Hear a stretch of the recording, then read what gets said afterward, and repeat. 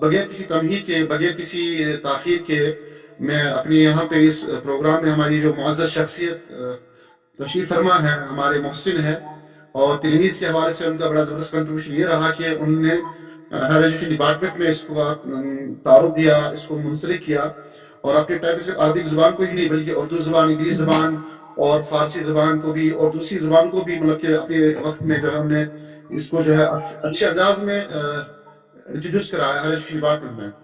تو میں یہاں پہ جو ہے بغیر کسی تاخیر کے اپنے مربی محسن محترم doctor Asghar Hassan Samoon ex I S officer کو دعوت دیتا ہوں کہ وہ اپنے خیالات کا، اپنے افکار کا یہاں پہ اظہار کرے. ڈاکٹر اصغر حسن سامون صاحب. السلام علیکم ورحمۃ اللہ وبرکاتہ. وعلیکم اللهم صل على السلام ورحمۃ محمد وعلى آل محمد كما صليت على إبراهيم وعلى آل إبراهيم إنك حميد مجيد. اللهم بارك على محمد وعلى آل محمد كما باركت على إبراهيم وعلى آل إبراهيم إنك حميد مجيد. محترم سامعین، میں راجد ندوی صاحب، میرے فاضل دوست، مدیر التلمیذ جنرل، ہمارے مصر سے جوائن کیے ہوئے مہمان، فیکلٹی پروفیسر کشمیر سے اور دوسری جگہوں سے جوائن کی جنہوں نے کیا ہے، عربی کے اسکالرس، میں آپ سب کو سلام پیش کرتا ہوں. اور میں ڈاکٹر مرائے صاحب کو بالخصوص آپ سب کو بالعلوم مبارکباد دیتا ہوں کہ آپ نے عربک ویبینار کا انیشیٹو لیا ہے. یہ بہت اچھی بات ہے. یہ جب میں پرنسپل سیکرٹری تھا ہائر اسکول ایجوکیشن اور ہائر ایجوکیشن دیکھتا تھا، تب میری ملاقات ہوئی مظفر ندوی صاحب سے، اللہ ان کو سلامت رکھے، اور مہاراجن ندوی صاحب سے. میرے پاس آئے، میں نے مجلے جو ہے ریسرچ جرنلس کا ایک انیشیٹو لیا تھا، کشمیر یونیورسٹی، جموں یونیورسٹی، ساری یونیورسٹی کو انوالو کیا تھا. اس میں ساری زبانوں کے جرنل تھے، اس میں بشمول عربک جرنل کے. اور میں نے اسکول ایجوکیشن ڈپارٹمنٹ میں ہدایت جاری کی تھی کہ عربک اور فارسی یہ زبانیں ضروری پڑھائی جائیں، کشمیری بھی، اور یہ ہماری ثقافت کا حصہ ہے.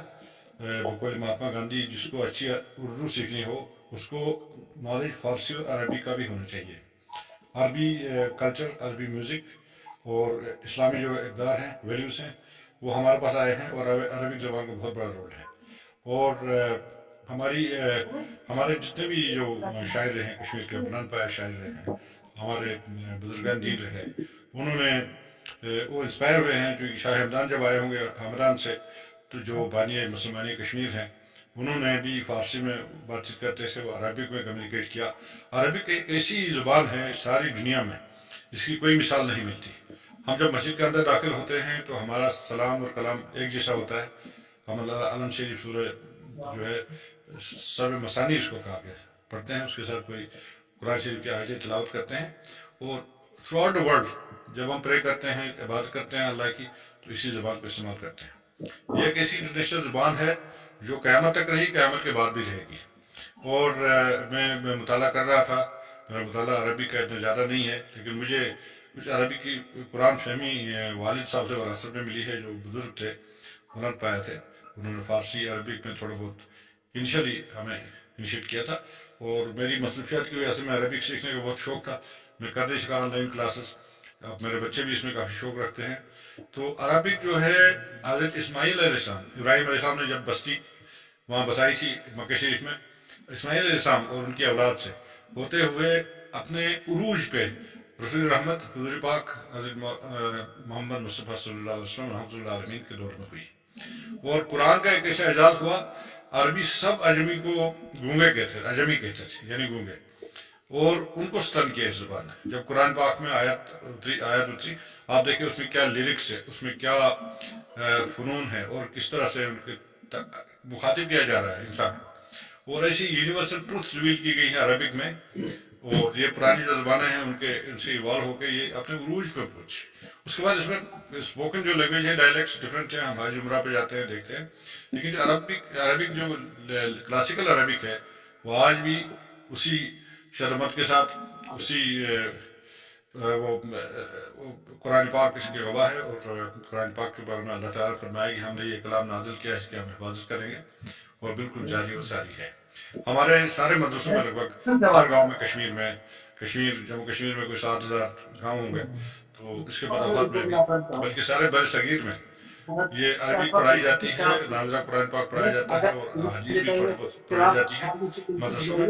اس کے بعد میں نے اسکول ایجوکیشن میں بھی کوشش کی تھی، کچھ پوسٹ بھی کریٹ کیے تھے عربک کے، اور ہائر ایجوکیشن میں بھی کہ اسکالرس کے لیے ٹیچنگ پوسٹ جو ضروری تھے، یہ ایک اچھا کام ہوا۔ اور التلمیذ جو جرنل ریسرچ جرنل نکالتے ہیں، مہاراج الدین نقوی صاحب اور مظفر نقوی صاحب بھی ان کے ساتھ تب تھے، تو اس کے ساتھ مجھے انہوں نے جوڑا، مجھے انہوں نے اس بات پہ کافی کنونس کیا کہ آپ اس کے سرپرست رہے۔ حالانکہ میں ایز پرنسپل سیکرٹری ایجوکیشن میں پھر میں نے ان کی سرپرستی قبول کی، کیونکہ انہوں نے کہا کہ یہ واحد جرنل ہے، باقی سارے جرنل جو ہے میرے جانے کے بعد وہاں سے بند کر دیا انہوں نے، عربک جرنل جو ہے۔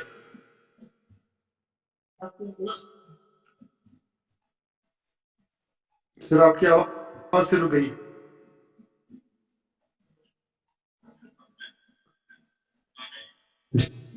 جی جی ہلو ہلو جی سر۔ جی، تو میں نے کافی کوشش کی، وہ جرنل بھی جاری رہے، میرے پاس طلب پرویز آ گئے اور دوسرے لوگ آئے ایجوکیشن میں، انہوں نے کہا یہ ہمارے بس کی بات ہی نہیں ہے۔ ریسرچ جرنل میں ہمیں وائس چانسلر کو رکھا تھا، برانڈ پیئر ریویو ہوتا تھا، انگلش میں، پرشین میں، سنسکرت میں، ساری جرنلز میں۔ تو یہ عربک جرنل پہلے سے نہیں کرتا تھا، یہاں جموں سے ایک سنسکرت کا جرنل نہیں کرتا تھا، تو میں نے ان کو انکریج کیا کہ ویداس کی طرف جائے، صوفی اولا کی طرف جائے، جس میں ان کو ضرور قرآن پاک کا، حضور پاک کا ذکر ملے گا۔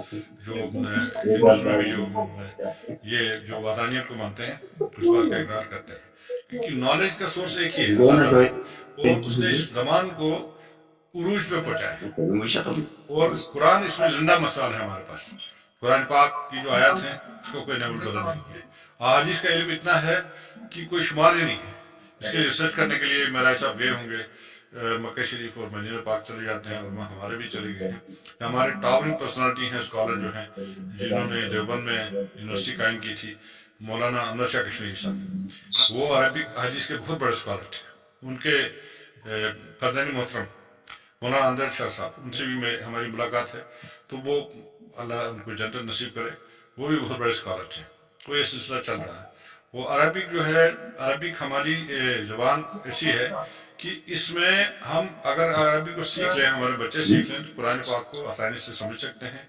احادیث میں بھی جو مستند احادیث کی کتابیں ہیں، چاہے صحیح بخاری ہو، صحیح مسلم ہو، باقی جو مستند کتابیں ہوں، ان کے ذریعے احادیث آتی ہے۔ اس وقت چونکہ میڈیا کا زمانہ ہے، سوشل میڈیا کا زمانہ ہے، جو پرانے بیریئر سے، جو ہمارے پرانے اسکالرس کو تکالیف اٹھانی پڑتی تھی اس پہ عربک لینگویج پہ ریسرچ کرنا یا احادیث کو جمع کرنے میں، قرآن پاک کو مجموعہ کرنے کے لیے، وہ بیریئرس اب نہیں رہے۔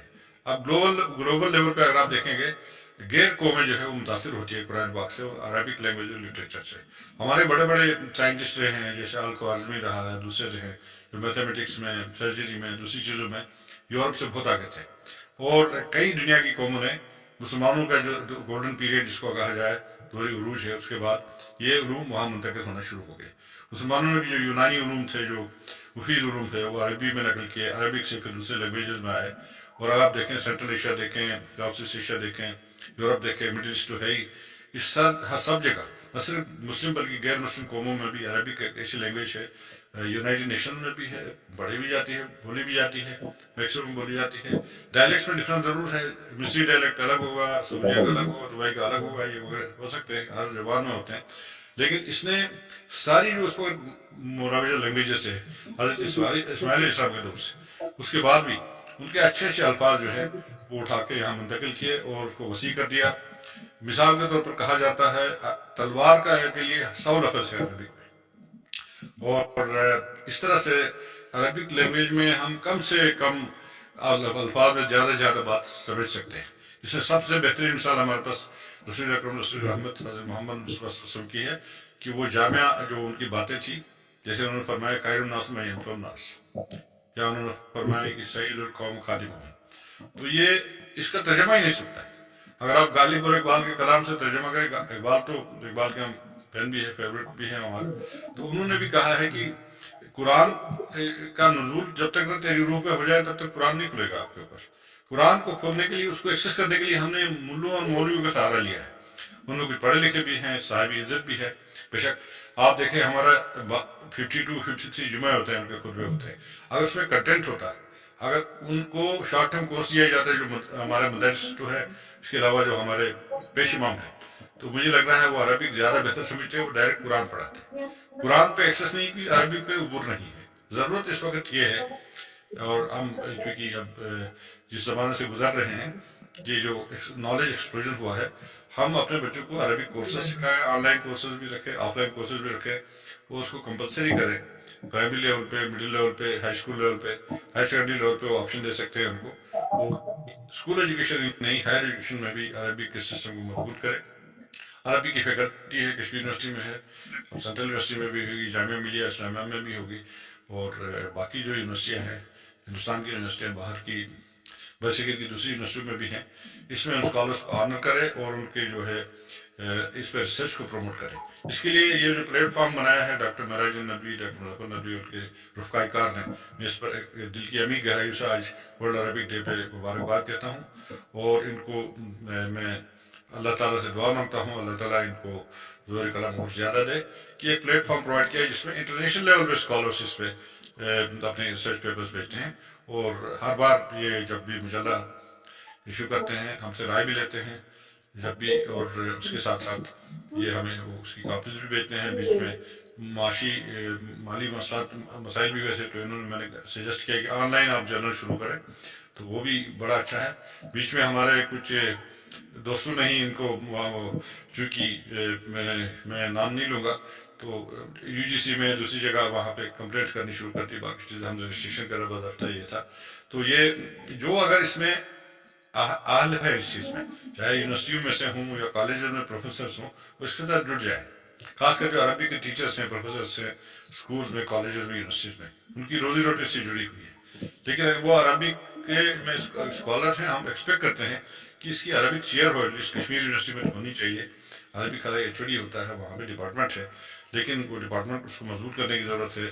ہمارے سب سے زیادہ کالج ہے، سرکاری کالج ہیں، اس کے بعد پرائیویٹ کالج عربی پڑھانی چاہیے. اس کے علاوہ روزگار کے سلسلے میں بھی، چونکہ میں کئی ڈپارٹمنٹس کا سربراہ رہا ہوں، میں خود پروفیسر رہا ہوں یونیورسٹی میں، ایگریکلچر یونیورسٹی، اس کے بعد میں لگ بھگ 30 سال میں آئی ایس میں رہا ہوں. میں مڈل ایسٹ میں بھی گیا ہوں، سارے ورلڈ پہ گیا ہوں، China, middle east, U S, Canada, Europe وغیرہ. تو میں نے دیکھا کہ یہ ایک ایسی زبان ہے جہاں ہر جگہ ہمیں کنیکٹ کرتی ہے، ایٹ ہوم فیل کرتی ہے. جب ہم کہیں درگاہ یا مساجد پہ جاتے ہیں تو وہاں پہ ایک ہی زبان ہوتی ہے. اور یہ مسلک اور دوسرے جو ہے دوسری چیزوں کا مسئلہ رہتا نہیں ہے. تو عربک لینگویج گواہ ہے یونٹی کی، یونٹی آف ڈیوائن کی، انسانیت کی جو یہ معراج ہے وہ عربک کے ذریعے ہوئی ہے. عربک میں جو ہمیں نسخہ ملا ہے، نسخہ کیمیا، جس کے بارے میں کہا گیا تھا، اتر کے ہرا سے جو یہ قوم آیا، وہ ایک نسخہ کیمیا ساتھ لایا، جس کو ہم اپنے سینے سے لگائے رہتے ہیں. ضرورت یہ ہے کہ اس کو پڑھیں، اس کو سمجھیں.